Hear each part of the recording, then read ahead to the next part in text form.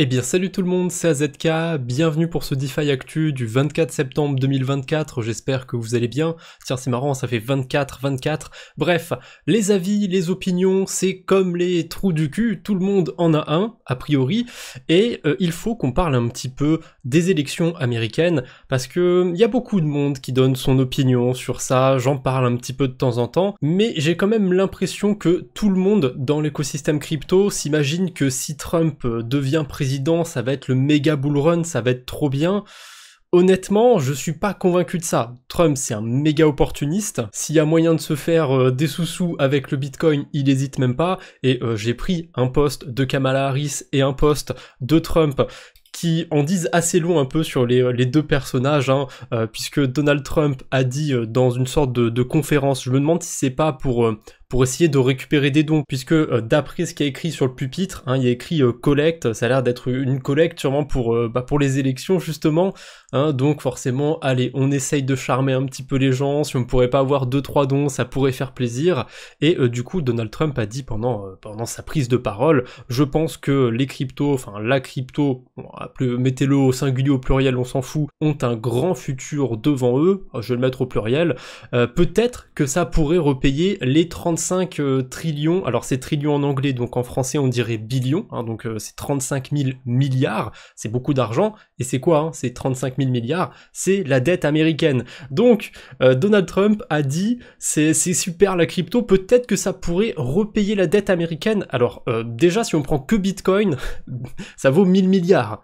La dette c'est 35 000 milliards, et ça m'étonnerait que les États-Unis aient tous les Bitcoins un jour, et de toute façon si ça arrive, le Bitcoin, je vois pas pourquoi il aurait toujours autant de valeur. Enfin bref, ça c'est un autre débat, c'est autre chose. Je pense que c'est vraiment juste un truc jeté en l'air qui a aucune chance de se réaliser. Mais bon, c'est un politique, on a l'habitude avec les politiques. Du côté de Kamala Harris, dans l'écosystème, dans la bulle crypto, tout le monde la voit comme la grosse méchante. Si jamais elle passe, ça va être le bear market pendant 4 ans, ça va être horrible, oh au secours. Pourtant, là, récemment, elle a dit qu'ils encourageraient les technologies innovatives comme l'intelligence artificielle et les digital assets, donc c'est pas dit directement, mais potentiellement les cryptos, potentiellement Bitcoin. Voilà, il y a du positif des deux côtés, il y en a clairement un qui joue là-dessus et qui mise une petite partie de sa campagne sur ça, mais vous êtes pas américain, enfin en tout cas j'ai mes stats YouTube, il y a très peu d'américains qui regardent les vidéos, il y en a quand même quelques-uns, il y a peut-être des français qui sont là-bas, si c'est le cas je vous fais coucou, et au passage aussi coucou aux Canadiens, je sais qu'il y en a qui regardent aussi les vidéos. Enfin bref, la plupart de ceux qui vont me regarder, vous êtes pas américains, vous avez le droit d'avoir une opinion sur tel ou tel candidat, mais on va pas se mentir, déjà en France je connais personne qui va lire, je sais plus comment ça s'appelle, les programmes, voilà, les programmes des différents candidats sur les élections françaises, européennes ou je sais pas quoi. Ne me faites pas croire que vous allez lire tout ce qui se passe, tous les programmes des candidats américains, j'y croirais pas un instant. On est dans cette bulle crypto et l'humain aime beaucoup la binarité, c'est simple, la binarité c'est soit tout noir, soit tout blanc, c'est 1, c'est 0. En soi ça m'étonne pas que l'informatique fonctionne avec des 0 et des 1, je trouve qu'on est pas mal façonné de cette manière-là, mais on s'éloigne là, on va dans de la psychologie, mais voilà, tout ça pour dire que ça arrange un petit peu pas mal de gens, cet aspect Trump c'est le bull run, Kamala Harris c'est le bear market. Je veux pas dire que tout le monde se trompe, ou à l'inverse que tout le monde ne sait pas que si Trump va passer, va y avoir un bear market, ou que si c'est Kamala Harris, va y avoir un bull run, pas du tout. Je pense juste que la plupart des gens oublient l'essentiel, même si les dernières élections présidentielles ont influencé la bourse ou je sais pas quoi, techniquement il va rien se passer sur la blockchain Bitcoin du jour au lendemain, quand les élections seront faites. Il y aura un candidat qui sera élu, certes, mais sur la blockchain Bitcoin, le code sera toujours le même. C'était pareil lors du crash de FTX, lors des précédentes élections, enfin, on pourra le faire encore sur les prochaines élections, sur les prochains crashs d'exchange, sur n'importe quelle news.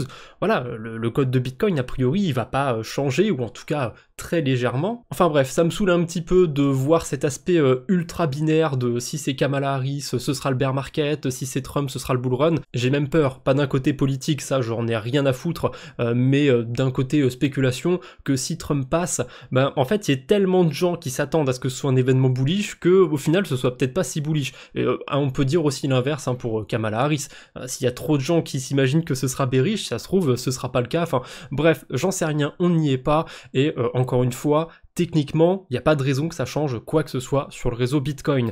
Allez, on fait écho à un dernier DeFi Actu que j'ai fait, j'avais dit que le Bhoutan, ils avaient beaucoup de Bitcoin, ils en ont plus que le Salvador d'ailleurs, et là j'ai vu plein de médias repartager ça, le royaume du Bhoutan a près d'un tiers, c'est quand même beaucoup de son PIB en Bitcoin. Donc écoutez, ils ont réussi à se faire une petite fortune grâce à ça, peut-être que les pays du futur, c'est des pays qu'on n'estimait pas, hein, comme le Bhoutan, comme le Salvador, comme d'autres, j'en sais rien. Ensuite, un petit fun fact, on a une whale de l'ICO d'Ethereum, hein, donc au tout début d'Ethereum, qui se réveille après un long sommeil, hein, comme l'a titré Coin Academy, son investissement de 46 500 $, je suppose que c'est à l'époque, hein, donc pour ceux qui le savent, l'ICO d'Ethereum c'était fait en Bitcoin, il fallait payer en BTC pour avoir des Ethers, donc je sais pas combien ça faisait de Bitcoin à l'époque, mais ça devait quand même représenter plusieurs Bitcoins. J'ai toujours la confusion si l'ICO c'était en 2015 ou 2017, je suis quasiment sûr que c'est 2015, mais je sais pas pourquoi j'ai aussi 2017 dans la tête, peut-être parce que c'était le premier cycle, le premier bull run d'Ethereum, bon peu importe, à cette époque-là, ça valait quand même plusieurs bitcoins, hein. C'était quand même une petite somme, hein, 46 000 $, fallait les sortir, hein. Aujourd'hui encore faut les sortir, vous me direz, mais aujourd'hui justement, il a 150 000 Ethereum, qui valent quasiment 400 millions de dollars, c'est une véritable fortune, et pendant un moment, hein, quand l'Ether valait quasiment 5 000 $, ça valait bien plus que ça encore. Donc il a déjà déposé 10 millions de dollars, hein, une petite somme hein, par rapport à tout ce qu'il a sur Kraken. Voilà, je pense que la personne commence à prendre des profits, qui va vivre la belle vie aux Seychelles ou je ne sais où, tant mieux pour lui, j'ai envie de vous dire, et voilà, hein, qu'il profite tant qu'il le peut et qu'il fasse du bien autour de lui s'il en a la possibilité. On a Eagle Layer qui annonce que ça y est, le token devrait être échangeable d'ici le 30 septembre. Alors, ils ont tourné leur phrase un petit peu bizarrement, j'ai peur qu'il y ait une petite douille, mais hein, on sait jamais, puisqu'ils ont dit que les restrictions de transfert sur le token Eagle sont expectées. Comment on traduit expecté? Devrait être retiré le 30 septembre 2024. C'est du conditionnel. J'aime pas le conditionnel. Si ma tante elle en avait, on l'appellerait mon oncle. Donc ouais, bon, Eagle Layer, ça a l'air d'être plutôt une bonne nouvelle et j'avais pris des paris justement sur Polymarket. Alors je fanfaronne un petit peu avec mon poste. Pour être honnête, j'ai fait, de toute façon j'en avais parlé hein, quand il y avait les JO, j'avais fait un pari, je m'étais planté, je me suis un petit peu planté pour l'instant sur Polymarket, mais sur celui-là, je suis content d'avoir eu le flair. Voilà, j'ai mis deux petits paris du côté des Gun Layer. Le premier, c'est est-ce que l'airdrop arrivera d'ici le 30 septembre? J'ai parié oui. Pour l'instant, c'est bien parti. Et le deuxième pari, c'est il n'y aura pas de token lancé en 2024. J'ai parié sur le nom. Hein. Pour moi, c'était évident que le token serait lancé en 2024. J'ai vu ça il n'y a pas très longtemps, mais je me suis dit que ça me ferait un bon petit APR, hein, vu que le token devrait arriver le 30 septembre, justement. Allez, on enchaîne avec les mauvaises nouvelles, et ça tombe bien. Il n'y en a qu'une seule pour aujourd'hui, et c'est pas une grosse mauvaise nouvelle. Hein. C'est Bankroll Network sur la Binance Smart Chain, a priori, qui aurait subi des pertes de 230 000 $. Je connaissais pas du tout le protocole, voilà, j'ai vu ça passer dans ma liste d'alertes, hein. J'ai une liste avec plusieurs comptes qui me donnent des alertes quand il y a des hacks, quand il y a des problèmes. Alors, en ce moment, je suis spammé de phishing, machin truc, parce que comme il y a pas de hack, comme il y a rien, et qu'ils font quand même des posts pour faire vivre les comptes, voilà, ils parlent tout le temps de quand il y a du phishing, donc faites attention. Comme je le dis souvent dans les DeFi Actu, il y a beaucoup de failles de ce côté-là, du côté humain justement, donc essayez d'utiliser des outils qui peuvent vous aider.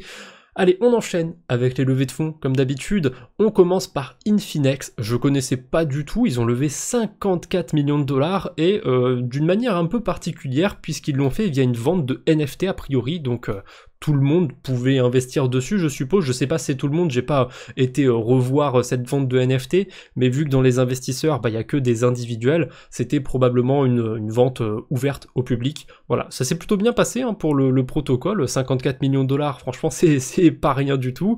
Ensuite, on a Grass, on sait pas combien ils ont levé, je sais qu'il y en a qui ont farmé des points du côté de Grass, je l'ai pas fait personnellement, mais il me semble qu'il y a déjà un checker d'airdrop, que le token ne devrait pas trop tarder, donc voilà. Les levées de fonds, c'est toujours bon signe quand un projet a lancé un checker, quand il y a un airdrop de ce côté-là. On a Zulu ensuite, un layer 2 de Bitcoin, pareil, on sait pas combien ils ont levé de fonds. Il y a tellement de projets qui se lancent sur l'écosystème Bitcoin en ce moment, que ce soit de près ou de loin, j'ai vraiment la sensation que ce cycle de 2024-2025, c'est le cycle Bitcoin, DeFi, Bitcoin et compagnie, parce qu'on en entend toujours parler, il y a plein de projets qui font des trucs autour de Bitcoin. C'est pas le seul layer 2, il y en a eu un un autre il y a quelques jours aussi qui a levé des fonds, mais je l'ai pas passé dans le dernier DeFi Actu. Il y en a plein, je sais pas ce que ça vaut, je connais aucun des investisseurs, donc je pense pas aller creuser un peu plus, mais pour ceux que ça pourra intéresser, voilà, Zulu Network sur Twitter.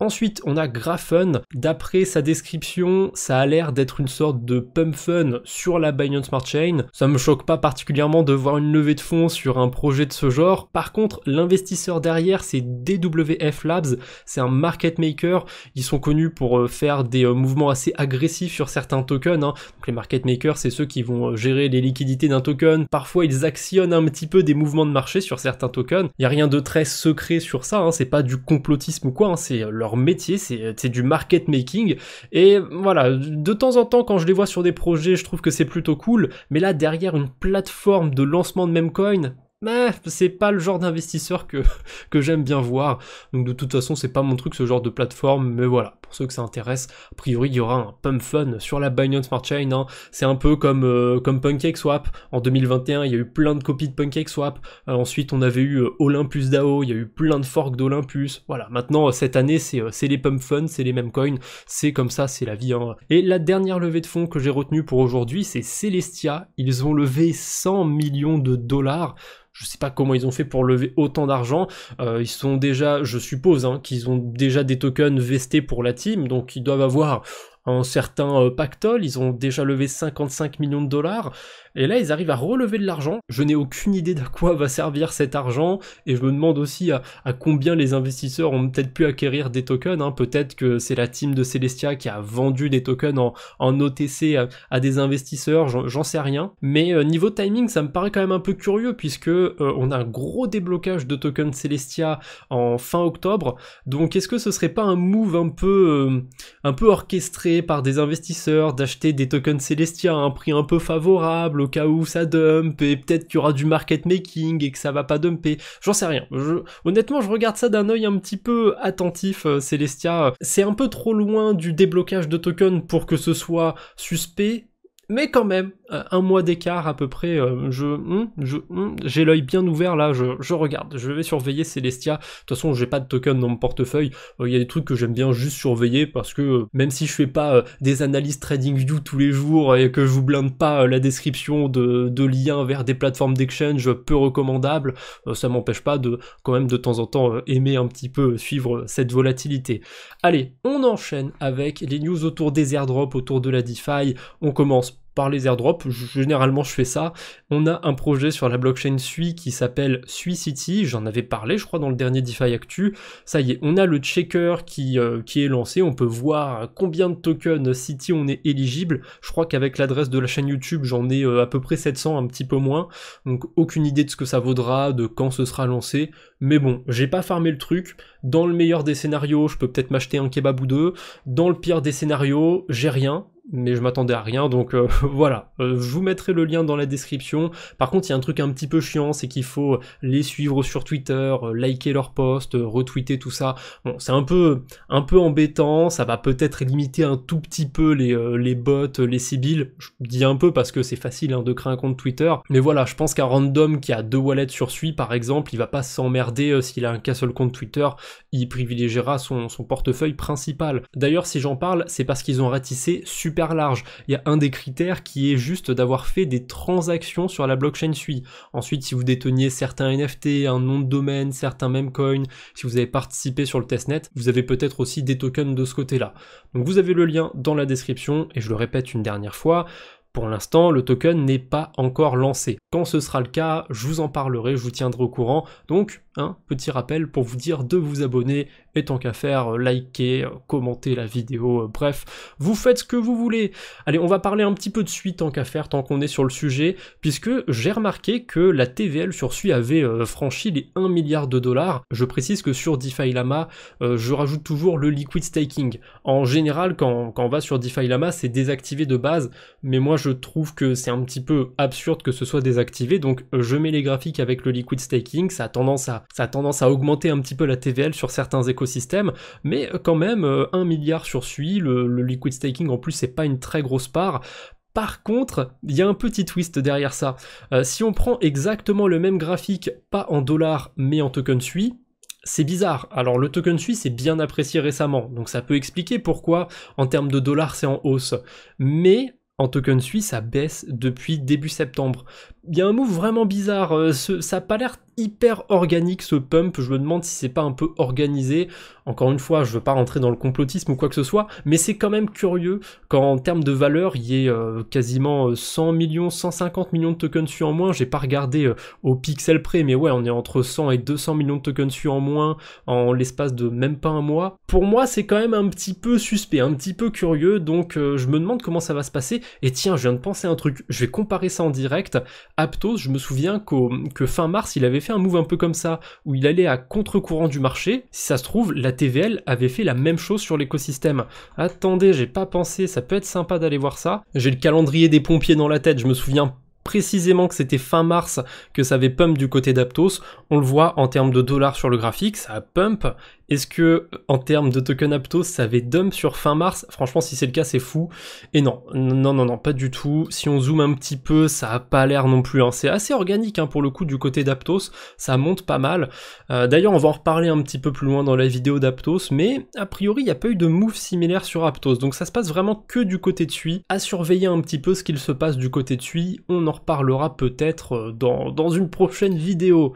On enchaîne avec le claim de Layer 0, c'était ultra buggé, a priori ça a l'air d'aller un petit peu mieux, il y a plein de techniques a priori pour essayer d'aller réclamer ses jetons, on peut essayer d'arrondir le montant de dons, on peut essayer d'aller faire un claim manuel sur la blockchain, là c'est un peu plus compliqué, moi j'ai bêtement changé de navigateur et c'est passé, on peut aussi voir s'il n'y a pas une mise à jour à faire sur un navigateur, sur son extension, sur un wallet, si vous avez un wallet physique aussi, s'il n'y a pas une mise à jour, des fois ça peut être des trucs bêtes comme ça, mais voilà, pensez à voir si tout ce que vous utilisez est bien mis à jour. On sait jamais. AAV débarque enfin sur ZK Sync, ça devait se faire il y a un mois déjà, ça devait se faire le 21 août, mais je sais plus exactement pourquoi, je crois qu'il y a un petit bug qui avait été trouvé et finalement le protocole n'a pas été lancé en temps voulu, on va dire, et du coup le protocole AAV s'est lancé, j'allais dire aujourd'hui, plutôt hier, c'était le 23 septembre, pour l'instant il n'y a pas une TVL de fou furieux sur le protocole, on est quand même sur ZK Sync, c'est pas la blockchain avec le plus d'argent dessus. Pour vous donner un ordre d'idée, il y a à peu près 8-9 fois moins d'argent déposé sur ZK Sync que sur Aptos de mémoire, et du coup 10 fois moins d'argent sur ZK Sync que sur Sui. Donc ça montre quand même quelque chose. Je veux pas faire du bashing ou quoi sur ZK Sync, mais force est de constater que jusqu'ici c'est pas terrible pour leur écosystème. En tout cas, il y a beaucoup de tokens ZK qui ont été déposés, et je vais quand même garder un œil sur ça, puisque AAV, ils ont été éligibles à l'airdrop de ZK Sync, donc il y aura très probablement des incentives qui devraient arriver sur la version ZK Sync d'AAV, j'ai hâte de voir ça. Il y a un autre protocole d'ailleurs sur ZK Sync qui commence à distribuer des incentives, je m'attendais pas du tout à ça, c'est Venus Protocol. Fun fact, j'ai un peu menti dans mon post, j'ai dit depuis quand Venus est sur ZK Sync, en réalité je l'ai appris le jour de mon post, quelques heures auparavant, je m'étais rendu compte que Venus, ils étaient pas que sur la Binance Smart Chain et sur Ethereum, maintenant ils sont sur ZK Sync, ils sont sur Arbitrum aussi. Je savais pas du tout qui s'était déployé là-dessus, mais bon, ça passait bien pour le petit retweet, donc j'ai fait comme si c'était nouveau. En vrai, ça faisait quelques heures que je le savais, ça va, ça faisait assez peu de temps, c'est bon, ça, on a le droit de pipoter un petit peu, c'est les réseaux sociaux, bref, allez, trêve de blabla. On va aller voir vite fait sur Venus ce que ça donne. Je me suis pas spoilé, j'ai pas été voir sur Venus, c'est pas du mytho, promis, cette fois-ci je mens pas, donc qu'est-ce que ça donne du côté de Venus? Et vraiment, il y a un timing de fou furieux, parce que quand j'avais été voir Venus sur ZK Sync, il n'y avait pas d'incentive, donc je me demande ce que ça donne. Est-ce que c'est intéressant? Est-ce qu'il faut aller faire de la DeFi sur ZK Sync? Est-ce qu'il y a la ZK Sync Season?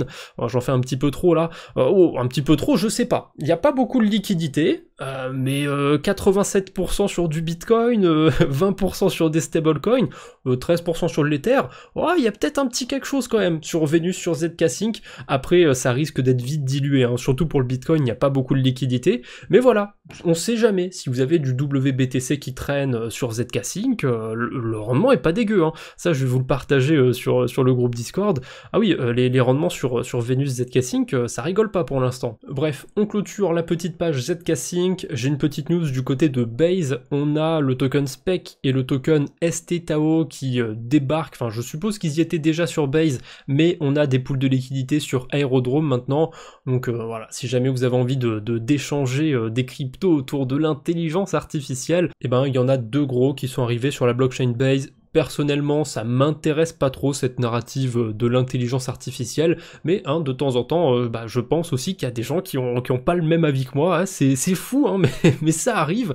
Donc voilà, pour ceux que ça pourrait intéresser, vous avez ces deux tokens sur Base à présent. Je rebondis vite fait sur un truc que j'ai dit plus tôt dans la vidéo, que le Bitcoin commençait à prendre de la place dans la DeFi, j'en parle souvent, en plus de tout ça, mais je trouve ça fascinant qu'il y ait des protocoles qui étaient de base sur le staking d'Ethereum et qui se mettent comme ça sur le staking de Bitcoin. Je sais pas exactement comment ils se débrouillent pour générer des intérêts parce que à part déposer du Bitcoin sur des protocoles de restaking ou de lending où les rendements c'est soit des points soit des petits rendements, je vois pas comment ils génèrent du yield avec ça, hein, à part à mon avis ça doit être juste pour récupérer des points. Enfin bref, on a Stakestone du coup sur la Binance Smart Chain maintenant qui a son SBTC hein, qui est traqué par DeFi Lama, mais le plus drôle je trouve c'est Etherfi. Etherfi, il y a Ether dans le nom, donc c'est logique qu'il fasse un produit de liquid restaking sur Ethereum.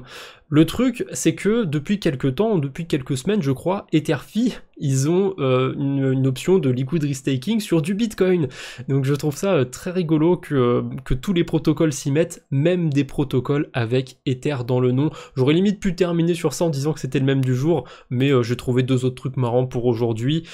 Juste avant ça, mini Quadbo sur la DeFi, je vous en ferai un plus long. Voilà, j'avais dit que je vous parlerais un petit peu d'Aptos. Je pense que dans la semaine, je vous ferai un petit Quadbo sur la DeFi sur Aptos. Il y a 2-3 trucs sympas à farmer, la hype a l'air de revenir un petit peu, hein. Forcément Sui et Aptos, c'est deux blockchains qui sont un peu similaires, on pourrait dire, elles utilisent le même langage de programmation, donc voilà, il y a de la hype sur Sui, j'ai l'impression que ça se déverse un petit peu sur Aptos maintenant, et je suis tombé il y a pas si longtemps sur Meso Finance, c'est un protocole de lending, tout ce qu'il y a de plus classique sur la blockchain Aptos, et actuellement le rendement sur l'USDC est vraiment pas dégueu. Je vais aller voir en direct live rediffusé entre guillemets, puisqu'il y aura le montage, la publication de la vidéo, mais bon, on s'en fout, je vais aller voir en direct ce que ça donne là le rendement, c'est à 27% toujours, hein, ça n'a pas particulièrement bougé depuis mon tweet, et j'ai déposé 480 $ sur le protocole pour l'instant, et en termes de points c'est un peu curieux, je sais pas tous les combien de temps c'est mis à jour exactement, là j'ai 481 points, donc c'est à peu près équivalent au nombre de dollars que j'ai déposé sur le protocole. Par contre j'ai déjà gagné pas mal de place, hein. Je suis 2800ème, mais je pense que le système à points il fonctionne toutes les 24 heures, donc je suppose que toutes les 24 heures ou 48 heures ou j'en sais rien, ou toutes les semaines, je vais avoir des points, puisque si je regarde le leaderboard, voilà, la première adresse elle a 1 milliard de points, à ma connaissance il n'y a pas 1 milliard de déposés sur le protocole, donc il n'y a pas une corrélation de si vous avez déposé tant de dollars, vous avez tant de points, ça s'accumule au fil du temps comme sur la plupart de ces systèmes à points. Voilà, je le farme pas du tout pour les points, je le farme pour le yield qu'il y a sur l'USDC, hein. Je vous avoue que c'est plutôt croustillant, pas de conseils en investissement, mais si ça vous intéresse, je vous mettrai le lien en description de la vidéo. Allez, pour terminer, deux petits mèmes, c'est cadeau. Allez, d'habitude c'est un mème, là ça va être deux mèmes. Le premier, j'ai vu Tom Crypto qui partageait la charte du CAPS, et je suis d'accord avec lui, hein, c'est terrifiant, c'est une descente aux enfers depuis début 2024, hein. Attendez, c'est vraiment fou le timing, hein. Début 2024, c'était limite le début du bull run pour Bitcoin, pour Ether même. C'est chaud, hein, CAPS, il a monté un petit peu, hein, comme tout le monde, mais il a fait que descendre après, c'est vraiment très linéaire, c'est assez flippant, et du coup j'ai juste retweeté ça en disant c'est bien, c'est français, et des fois, hein, comme quoi les tweets les plus courts sont les meilleurs. 10 000 vues quasiment, voilà. Merci à ceux qui vont liker mes conneries, hein, sur Twitter, ça me fait toujours plaisir. De temps en temps, voilà, c'est hyper aléatoire mon contenu sur Twitter, hein. Des fois je shitpost, des fois je fais des posts hyper profonds pour vous faire réfléchir. J'aime bien cet aspect. De toute façon, je suis pas monétisé ou quoi que ce soit sur Twitter, j'ai pas de consigne ou quoi, donc j'en ai rien à foutre, hein, voilà. Si j'ai envie de poster sur un truc, je le fais, et puis c'est tout. Allez, pour terminer, c'est plutôt une bonne news ça même, hein. Un client de GameStop a gagné un Bitcoin entier, hein, 63 000 $ au cours actuel, même 64 000 je crois, en ouvrant un pack de cartes à collectionner, Cardsmith Currency Trading Cards. je connaissais pas du tout, a priori c'était quand même en vente à 30$ le paquet de cartes, et ben voilà, hein, c'était 30$ qui était bien investi. J'ai vu une autre news de quelqu'un qui disait qu'il avait acheté 12 paquets, bon, 360$ pour gagner un bitcoin, ça va, ça faisait longtemps que le bitcoin n'était pas à ce prix-là en tout cas, donc voilà, une bonne journée a priori pour cette personne. Allez, c'est tout ce que j'avais pour aujourd'hui, j'espère que cette petite vidéo vous a plu, on se retrouve bientôt j'espère, d'ici là portez-vous bien, salut tout le monde.